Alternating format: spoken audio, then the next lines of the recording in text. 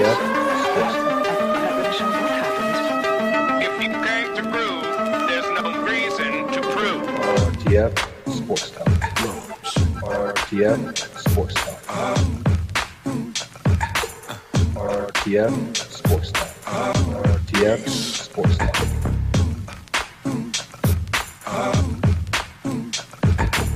And now you've got yourself something funky. RTF Sports Talk. RTF Sports Talk. RTF Sports Talk. RTF Sports Talk. RTF Sports Talk. All righty, welcome to RTF Sports Talk. I'm the host, Michael Buckcaster, and I'm here joined, as always, with Billy Hatton. Billy, how you doing today? I'm doing all right. Good to be here. Got the gang back today. The boys are back in town, as they like to say. And the boys that's been missing is Matthew Lyle. Matthew, how are you doing today? I'm doing good. Busy as always. Hot 100-degree weather, so let's get rolling. Hey, let's get rolling with the NFL season. Tonight is NFL kickoff. Are you guys excited? Absolutely. Absolutely. Oh, definitely. It's real season. Oh, yeah, I'm ready for this.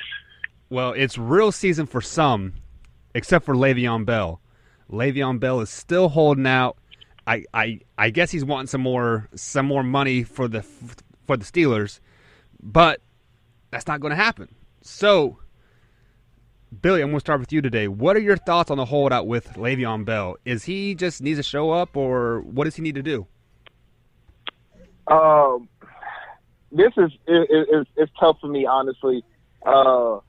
Especially these guys don't get guaranteed contracts as, like the NBA and their other counterparts. But I will say this, he's still on the contract. So for that reason, I would say he needs to show up. But if he thinks that this is the way that he's going to get him another contract or more money, more incentives, then, I would never tell a man what to do when he's trying to get his own money. I think he knows what he's doing. As long as he's there by week 11, he'll be eligible to become a free agent next year, which is really what he wants, knowing that the Steelers is probably not going to give him the money that he needs. So, I mean, this one I'm kind of conflicted on. Yeah, you should show up because you are under contract. They are paying you this year to play football. But, I'll never knock somebody for trying to do what they think is right to set their family up, to get more money or however they want to do it, especially a guy that's proven in this league. Now, if it was a rookie, then that'd be a different story for me. But this guy's proven. I would have said just pay him, but I would never say, yeah, he actually needs to show up. So I'm a little conflicted on that. Matthew, you could go ahead. Yeah, so me and Billy's talked in the past about, quote unquote controversial things, and I'm not a very controversial guy because I'm all for doing what you want as long as you're aware of the consequences. So, for example, if Pittsburgh says, "Hey, you're a running back. We think you're past your quote unquote peak. We don't think you're worth a long-term deal." If that's what Pittsburgh thinks, that's fine from them. They're an organization. So if they're okay with having him not play for 11 games and riding with James Conner, and that's fine. But it's also the same for Le'Veon. If Le'Veon doesn't feel like he's got enough, that the price he's getting paid now isn't worth the wear and tear, I'm all for that. Hey, I get it, but you chose to play running back in a sport that doesn't give guaranteed contracts. And even now that teams are starting to give guaranteed contracts, running backs aren't very favorable to receive those. If he's okay with getting docked and potentially looked at negatively in the pre-agent market, Dez kind of did the same thing on a smaller scale, and it's costing him. If he's willing to take that risk, I'm okay with both sides. I'm okay with Pittsburgh not caving in as long as they're understanding they're going to be down a playmaker. And I'm okay because they, in all fairness, they, like Billy said, they do have him under contract. But I'm all for, free market. Le'Veon says, hey, I don't think that's worth that.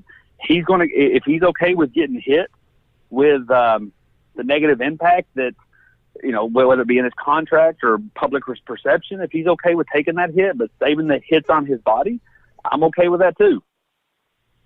So you are okay with a person that has a contract to perform for a team to not to show up and honor that contract, Matthew? As long as he's willing to accept the punishment that's laid out within that contract, yes. Okay, so Yeah. go ahead, Billy. I'm sorry. No, yeah, I was just going to piggyback off that. I was going to say, I was going to say the same thing. As long as you know the consequences, that there are going to be consequences, and then you don't try to play victim, hey, man, do whatever you think is best for your career. So and I know we don't really touch on much on this show, but you'd have to be living under a rock not to know what's going on with Colin Kaepernick and the Nike situation. And people ask me what my opinions are on it, and I'm like, everyone knows the cost. Everyone knows what sacrifices are being made. Everyone knows what decision. As long as they're okay with it, as long as Nike's okay with whatever hit it could have or whatever profits it could make off of it, off of whatever decision you want to make, as long as you are aware of the facts and you're prepared for the consequences. Le'Veon knows what his contract says, knows what he's going to be hit with by missing.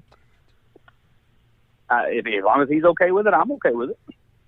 So you guys are both in the same boat here, but I'm going to go the other way. This man has a contract to play football for the Pittsburgh Steelers. He needs to show up and do his job. There are people, there are teammates of his that are starting to come out and starting to agree. Like they are saying, "Hey, man, we understand that you want your money, but hey, at the end of the day, we got to win a Super Bowl. So then you can get your money." Marcus Pouncey, his first name slips on mine now. He is the one advocate that is kind of leading this path. Are you do you guys think the teammates are kind of going overboard like with this and should just let the man's thing right out? Dude, every decision ever made in life, even on how small or how big of scale, is made with selfish intent. Marquise Pouncey has his money, has his contract, as far as I know. I mean, no one really talks about lineman contracts unless you're the Lewan kid from Titans. He's set financially as far as his position goes. Now he's looking at a ring. Now he's looking at competing. And he knows that chance goes down tremendously if Le'Veon Bell's not back there. He knows that his job as a blocking running back or blocking for a running back gets much tougher if you have a second tier back there or pretty much a rookie back there. His job now gets harder. Ben's job now gets harder. So they're all just speaking out of selfishness, and I'm not saying it's in a bad way. They want their team to do it. He wants a chance to win a Super Bowl. He wants to finally, get him. I don't remember if he was there the last time they got one, but he wants one. And that's all the team wants. The team, I guarantee you, if these people were if these players leading this crusade, if you will, were there in their negotiations for contracts, they wouldn't be, well, it's all right to take that hit. No, they're going to be doing what's best for them, just like Le'Veon is. And back to your point, Mike, it's in the contract, do your job. If Pittsburgh wants players to not do this, put harsher penalties in the contract. Basically, if this happened, Le'Veon's not the first ever holdout. This it could potentially happen, especially at a position with a short shelf life. If it's that big of a deal to you, Pittsburgh, put it in there that every game missed, he owes you $10 million. Just pull it out of nowhere. But now you're talking real consequences. But what is it, a couple $100,000 for missing out? Which, look, I'm not shoving my nose at that. I'd love to have that. But on his scale, Le'Veon seems it's worth it. Yeah, I'm right there with Matthew on that. He actually said something last week, and it's exactly true. I think, the meat and potatoes of every answer that you, of every answer to a question that you ask, Mike, is depending on who you ask first. I couldn't have said it any better. That's exactly what I was going to say. If it was these guys in this situation, they wouldn't be saying the same thing that they're saying to Le'Veon Bell right now. When it's their pockets getting hit, when it's their family, when it's money, potentially going to get taken out of their kids and their wise mouth. So, nobody said that to Big Ben, when he got in his situation. Nobody said, oh, yeah, man, you're selfish and you out here doing stuff on your own account for the team. Nobody said that when, and he's been in a couple situations along with the bike situation. Nobody said that to him. But now you want to say something about another man's contract when you should be right there try to fight to get him to come back and play. You should be going to the owner and talk to him, since you are supposedly the quote unquote leader of the team.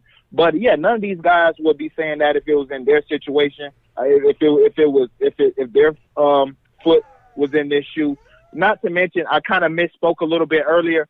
Le'Veon Bell has not signed his franchise tender yet, the $14 million franchise tender that they laid out to him, because he turned down the $70 million contract earlier. Then they franchise tag him. He has not signed that tender yet. So technically, he doesn't owe the Steelers anything at this point, because he hasn't signed that 1-year franchise tender, which is the reason why he can be missing up until week 11 before he has to report and sign that tender in order to be a free agent next year to be able to get signed. So, I mean, I think he's well within his right. You guys put these situations in the contract to CBA. Nobody gets mad at the owner for doing half this stuff. So, I mean, I can't get mad at the player for doing what's in his best interest.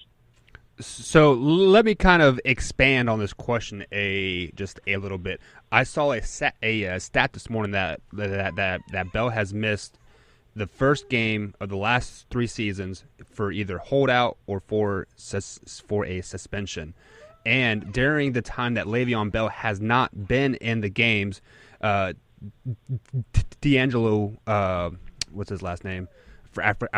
Williams. He was the highest fantasy point leader during the weeks that he played.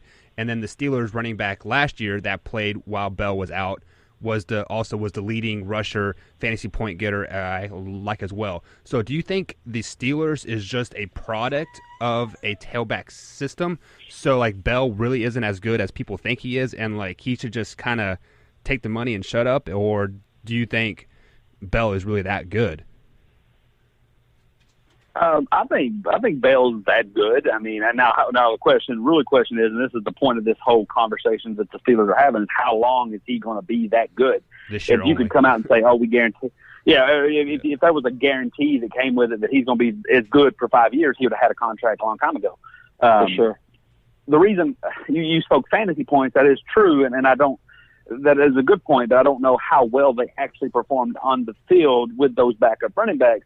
The reason I think everybody's going for that backup running back in those situations, I benefited from having Williams, I think 2 years ago, was I don't think they anticipate the defenses anticipate him doing anything. When you think you're playing the Steelers without Le'Veon Bell, you can put more attention on Antonio Brown, which I'd be curious to see how his impact has been when Bell has been out. Right. For fantasy owners or on the field.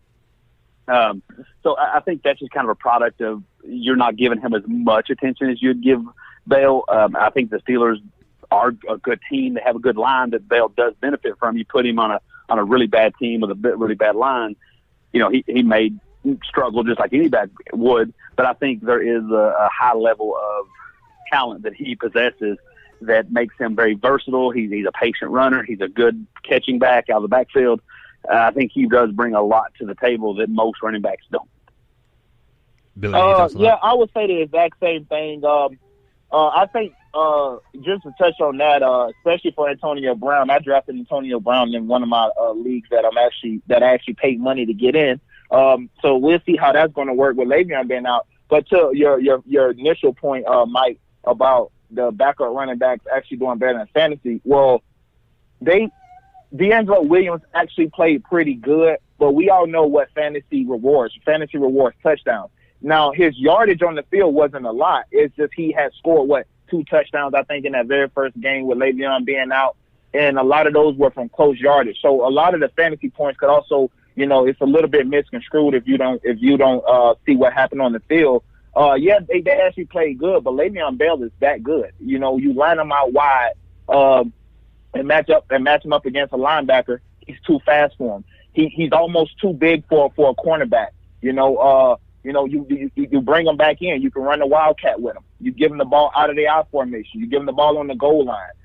He's that good of a runner. He's that good of a athlete. And the catching in the receiving department and the running department. So. Yeah, they won't be able to replace that. Yeah, they can probably get some guys in there that can hold the fort down for a little bit because you still have Big Ben and you still have Antonio Brown.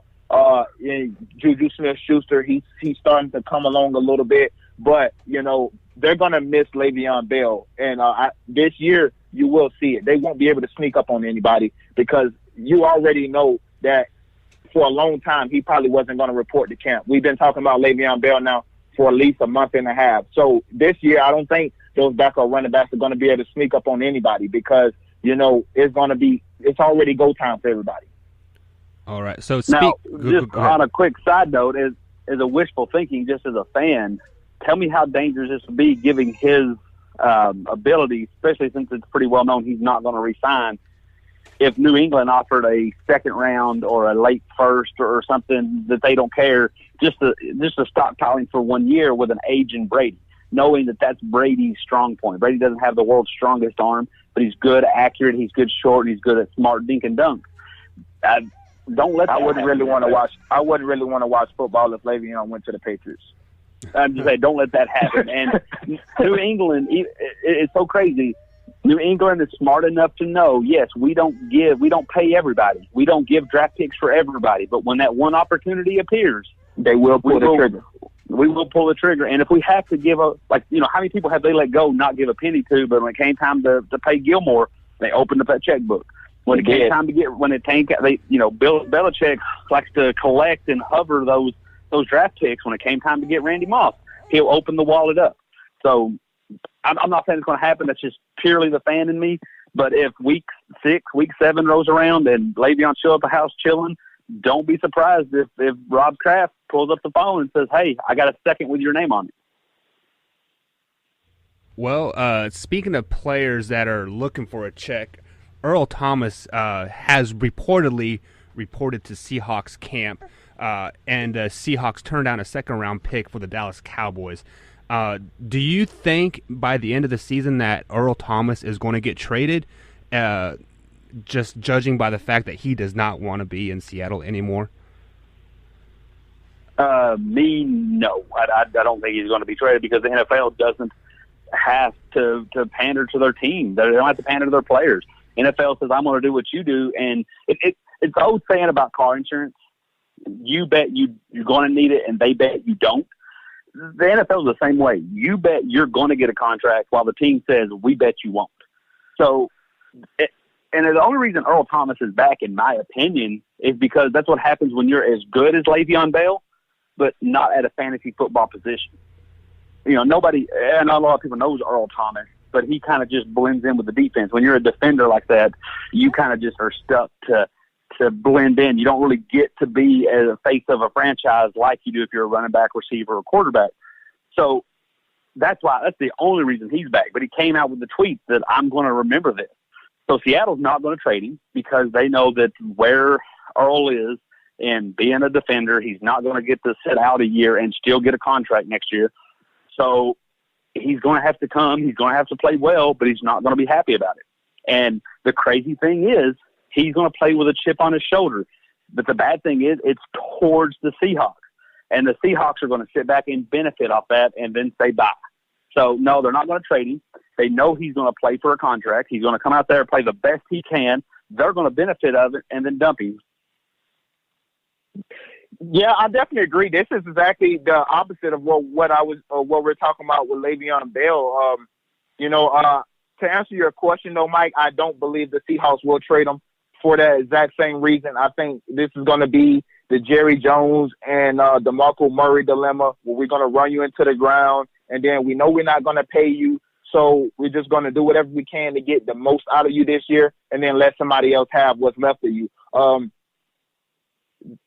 Because to me, I thought they were being greedy in the beginning anyways. If you don't want to set the second-round pick for him, what do you want from him? Nobody's going to really pay you right now a first-round pick for Earl Thomas. He's going into his eighth season, and it doesn't seem like a lot, 8 years, especially when you think about guys like Brady and Rodgers and Favre. But those guys play quarterback. Those guys have the most rules protecting them out of damn near any sport. So, you got a guy like Earl Thomas who's a high-impact guy who likes to run into people. A lot of people are not going to give you a first-round pick for Earl Thomas, especially coming off injuries and all that other stuff. So I agree with Matthew. They're gonna get what they get out of him this year, and then they're gonna say, "See you later." Let's see if you can get something different in free agency. Is it right? No, it's not. But that's what I was saying about Le'Veon Bell. We cannot get mad at these athletes for doing what we think is best for them when all the organizations do all the time is what's best for them. What's gonna improve their bottom line. That's it. Nothing about the player is ever in their their sequence of thinking. It's always what can we do to increase our revenue. So I never fault the players for doing anything. See, the NFL owners play the odds. There's about a 60% chance Earl Thomas is going to have a mediocre season. He's going to go to a new team next year, and he might make a play here and there, but you'll never really hear of him be who he was. There's also about a 30% chance that he plays so great this season that the Seahawks resign him. And then there's a 10% chance that he plays mediocre this year, goes to another team, and then becomes great. They play those odds. They say there's a 10% chance you're going to do that. I'm okay with taking those odds. I would rather you do that. The owner's thinking, I'd rather you do that and take those 10% odds than me pay you to be crap for 6 years. And that's what they think with every player, and that's why you never see it. And hopefully we can get a good draft pick next year when you're gone. And I definitely agree. Agree. And I really think the only reason why he is ready to play this week is because I believe he was going to get fined, what was it, $50,000 or $60,000 a game that he missed because of his contract, if I'm not mistaken. Yeah, because he's actually under contract. Right. So moving on to tonight's game, football's here. Let's pick tonight's game: Eagles versus Falcons. Who do you got, Billy? Let's go ahead and start with you. I got the Falcons winning this game. Although I know that they on the road and they are playing the defending champions at home. They're giving Philly a 1-point favorite. I don't think so. They do have Nick Foles starting tonight. Carson Wentz is not going to start. So that's the reason why I'm giving the edge to the Falcons. Nick Foles is a good quarterback, but I think what happened last year, that's an anomaly. I don't see him doing what he did last year. The Falcons did give Julio Jones, I guess, his extra $2 million that he wanted. So maybe he's happy.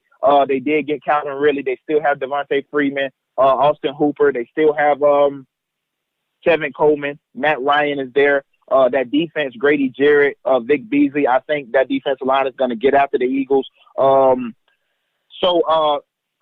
picking the Falcons to win tonight. I don't even think this game is going to be close, honestly. Maybe score-wise, but I think the product on the field, especially seeing the last time that we seen the Eagles, how they looked, put up a zero effort. So I think the Falcons win this game tonight. Same here. I think just kind of echo everything he said. I think the Falcons win easily. The Falcons seem to not really have their problems in regular season. I think Nick Foles, I think the magical run has come to its end, at least for now. I mean, Foles likes to have a great run and then go nowhere, then great run. So maybe he'll have another one in him. I don't think that's this year. I think the Eagles are okay with that because they don't want any controversy or any kind of thing to slow Carson Wentz back when he comes back. I just think the Eagles are going to come off that Super Bowl hangover, at least early. Now, I think when the season gets rolling, I think they might be a much better team. But this week one, those rings get heavy. And when those rings get heavy on that first Thursday night game, sometimes those Super Bowl champions come out and lay a dud. You got the Falcons, who they remember the last time they played the Eagles, they took that loss. Billy just named all the weapons they got. I think this is going to be a big chance for Matt Ryan to have another great season, at least in the regular season. They'll probably, I could see them having, double-digit wins and then probably laying an egg in the playoffs. But that's kind of what they do. And I think it starts here. I think the early season talk is going to be how good the Falcons look tonight, how questionable the Eagles look tonight, which ain't going to matter by the time December gets here. But as far as tonight goes, I think the Falcons will win by quite a bit. So I was kind of expecting you guys to go with the Eagles, honestly. So I'm going to go the complete opposite way of you guys. Since Nick Foles has had such a horrible preseason, I believe when he has played, their offense has scored 0 points. for very, very few yards. Granted, he has not played a lot of preseason games or time in the preseason, but the stats don't lie. Their offense has been horrible when he has been on the field. But I think tonight is going to be a different story. They're going to come out firing on all cylinders. Falcons are going to kind of be awestruck, and the Eagles are just going to run up the score on them and just pound them in the dirt, like 35-6, something like that. You guys got Well, thoughts? To me, another thing too with this is the Eagles are down 2 playmakers almost. When you think about it, Correct. They're down Carson Wentz and they're down Alshon Jeffrey, who was their leading receiver last year. I'm not sold on Aguilar, Nelson Aguilar, the kid out of USC that they had a couple years. I'm not sold on him. They did get rid of one of their tight ends. He went to the Bears. To me, I just don't think everything Matthew said is correct. I think they're going to come off. They just won a Super Bowl. The fans are excited. I think this is where they get let down. We've seen this movie time and time again. And then them just not starting with Carson Wentz, starting with Nick Foles. I think Matthew was right on point. I think this helps Carson Wentz get back in the fold because Nick Foles is going to be mediocre, and that's going to be easy for them to say, okay, Carson Wentz is healthy, fully healthy. We're going to slide him back in there. I just don't think this game is going to be close tonight.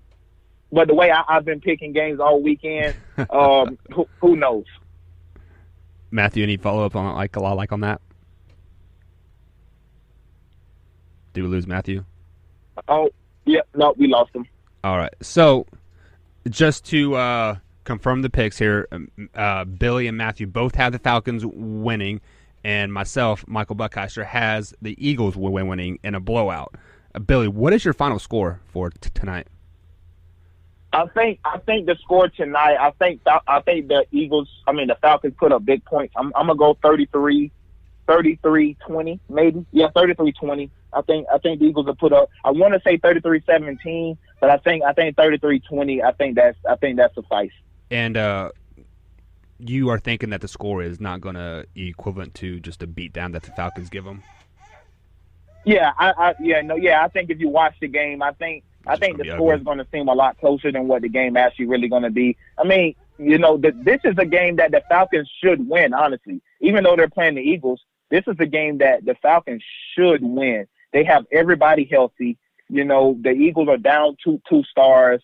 I think this is prime matchup, for the Falcons to start their season off right. All right. Well, we got our picks in for the opening game tonight. I'm going to keep a running tally of the season. We're going to try to pick around 6 or 7 games each week for you guys. But in the meantime, be sure to like, comment, and subscribe if you're on the YouTube channel. If you're listening to us on anywhere, be sure to share this as much as you can. Let's try to get up this following as high as we can. Be sure to join us Sunday morning at 9:45. It'll be myself, Billy, and Matthew again. Billy from Unpopular Opinion, thank you so much for joining us today. Matthew joined us today, and we'll see you guys Sunday. Have a good day. I appreciate it, Mike.